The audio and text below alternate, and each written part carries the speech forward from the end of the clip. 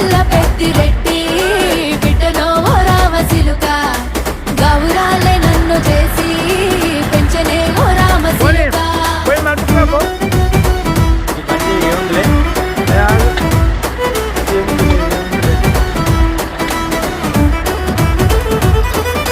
నేను పుట్టినప్పుడు మా నాయన నిండు అమాసనంటనే ఓ నాయన, మా నాయన ముఖమప్పుడు మా నాయన పండు పున్నమంటనే ఓ నాయన. నేను పుట్టినప్పుడు మా నాయన నిండు అమాసనంటనే ఓ నాయన, మా నాయన ముఖమప్పుడు మా నాయన పండు పున్నమంటనే ఓ నాయన. మా నాయన